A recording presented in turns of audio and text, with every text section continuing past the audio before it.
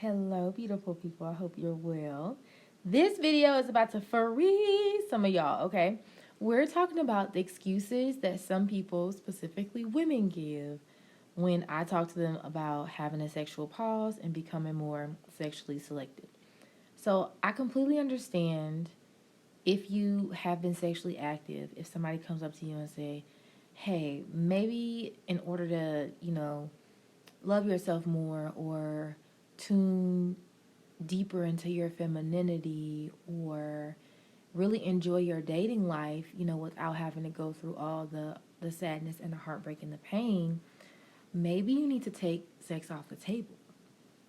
I have had responses from giggles to downright rage and anger to people calling me out of my name for this.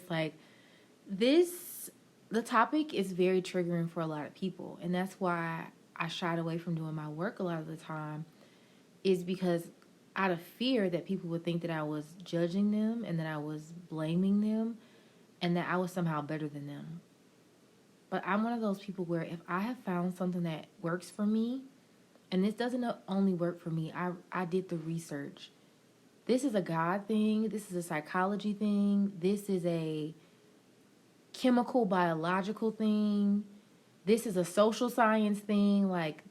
You are not going to be able to find any reputable anything that's going to tell you that having multiple partner sex is good for you in the long term. You will not find it. You won't be able to find the science data. You won't be able to find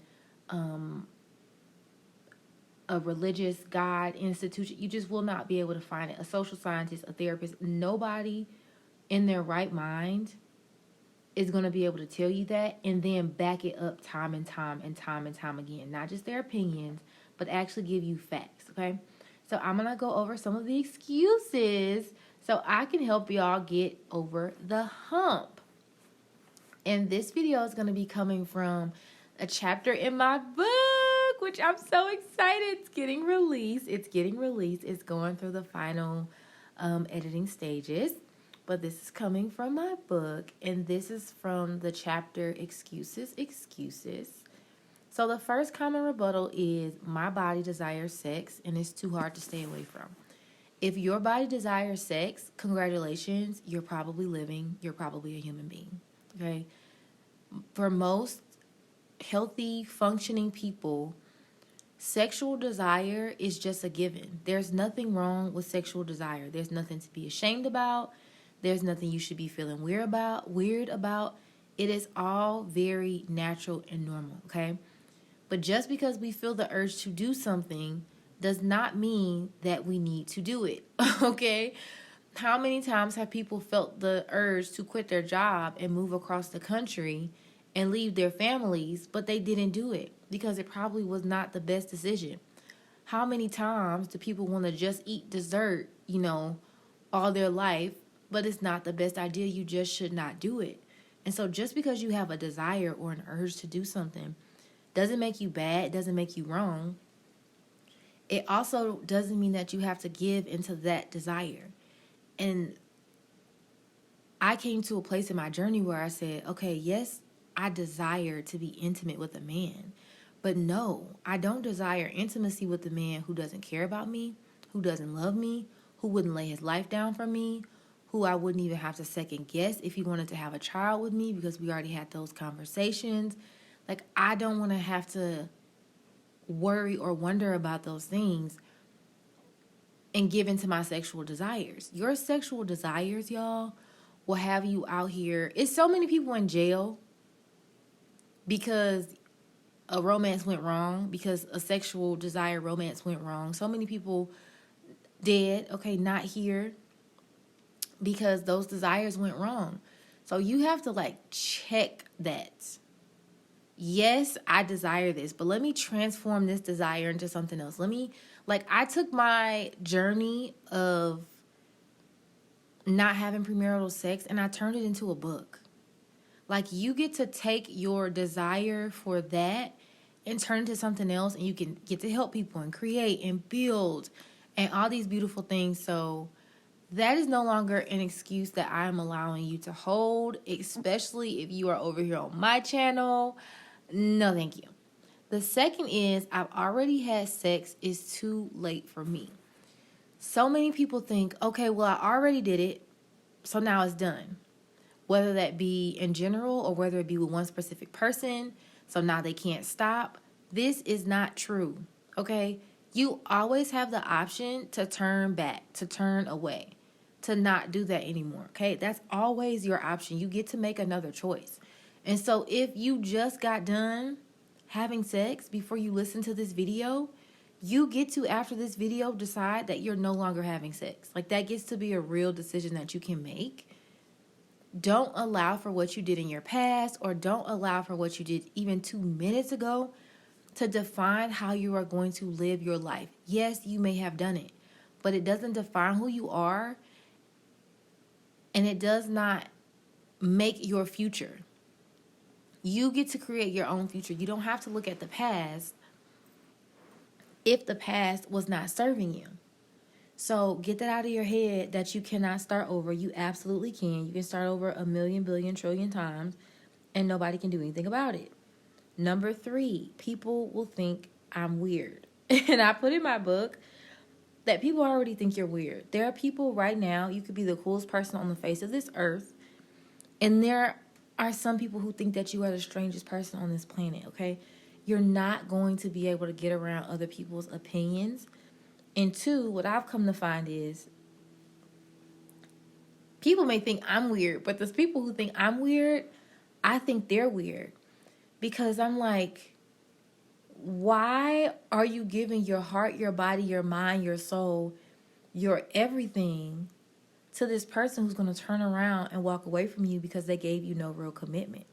I think that is strange.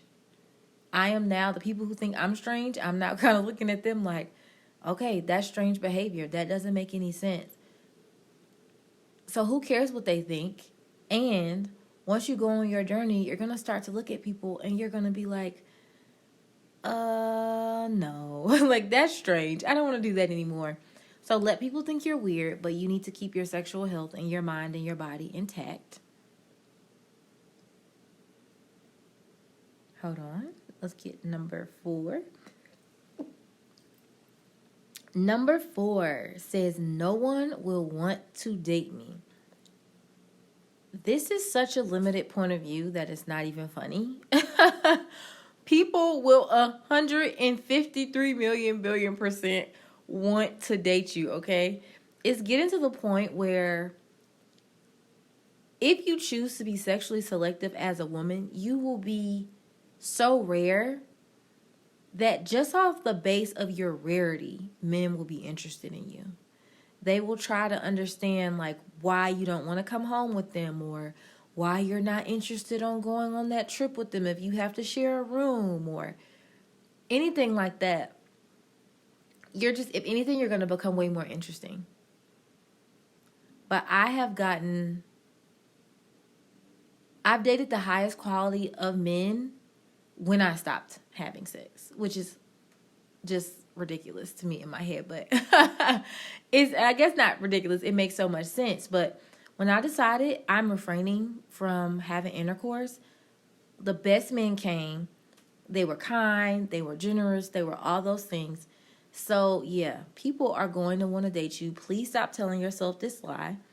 If you have not done it before, you do not know. So take it from someone who is years deep in the game. People are going to want to date you, okay? Don't think that, or don't let people pressure you into thinking that that's true, because it's not. Number 5 is a funny one. Number 5 is, what if I get cobwebs? You are a living, breathing human being, and you are not going to get cobwebs. I just think that is hilarious. That's just not how that works. So it's a funny one, but no, it's not true. Number 6, what if they find me unattractive? Well, first of all, the person who's going to be attracted to you at first glance will not know that you're not engaging in sexual intercourse with men who are not your husband, unless you have a shirt that explicitly says it. The second thing is, if after you tell him that he is no longer attracted to you, he has done you a favor and you need to thank him. Because all he was trying to do was ruin your life anyway, and you don't need that. Number 7, what if I never find anyone? Here is one where I say, I don't know where the future holds, but I do know, as somebody who is actively practicing this, I do not feel like I am missing out on anything. And if anything, I feel like I have a better life than people who are sexually active, because there is so much drama, there's so much pain, and there's so much heartache that comes along with being sexually active with someone who is not your spouse. I just don't have those problems. And I think people think that I'm stuck up, and I think that people think that I think I'm better than them because I don't have these problems. But I'm very intentional, because I tell y'all all the time, my underlying goal is peace and ease. So I don't know what the future holds for you, but I do know that you will find someone who will be willing to wait, who will be interested in waiting, and who will also be like, you know what, this is a time that we need to take to see if we really want to marry each other. So that's not even a real thing. And if you think it is, go look up couples who are married that waited until marriage, so you can like kind of hear their stories, so you can gain some inspiration from them. Number 8 is, I know people who have had sex before marriage and they are now happily married. And to that I say, you are absolutely correct, but there is always an exception to the rule. They've done data, like studies, that show that the more sexual partners you have, the higher the divorce rates. They've done studies of the less sexual partners. In the same study, the less sexual partners that you have, the more likely it is that you stay in a married, committed relationship. And there's a whole number of reasons for that.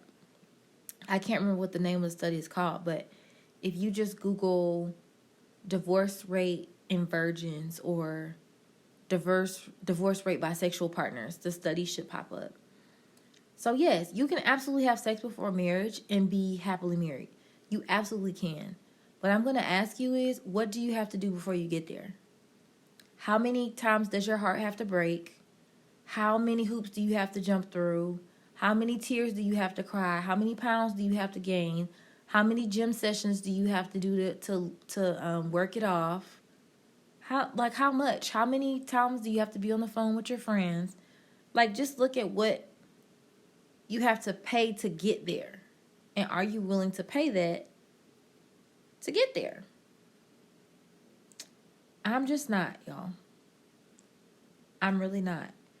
And I'm saying this so y'all can understand, yes, there are all these are actual legitimate things, and they're actual legitimate reasons for you to be maybe worried or concerned or scared or whatever, because it's a fear in your head. But I'm telling you, as somebody on the other side, it's not true.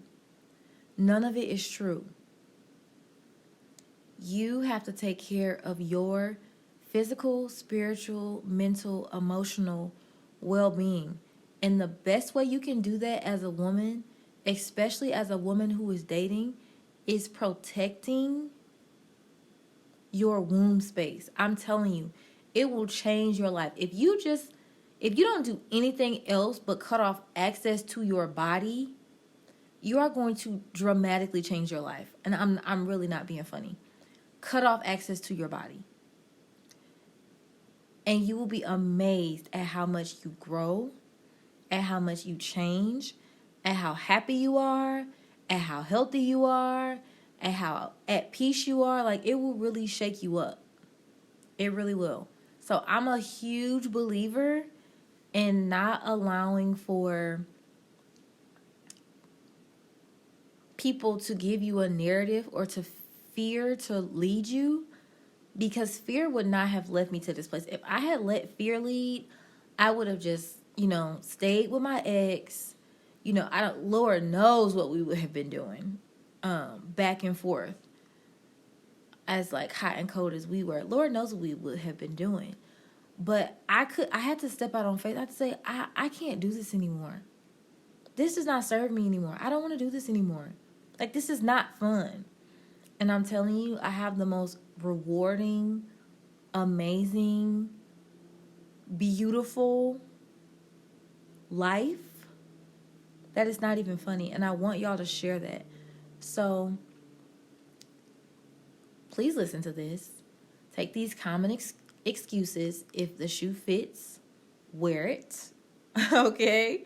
Wear it. And move on. And be on the lookout for my book, which should, I don't have a date quite yet, but it should 100% be out before the end of February. So I'm so excited about it. And I hope you are excited about it too.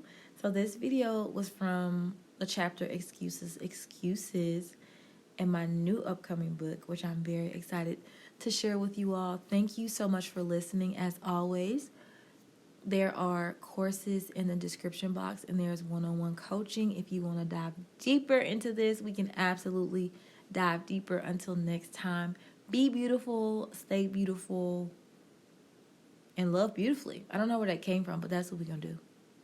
Bye.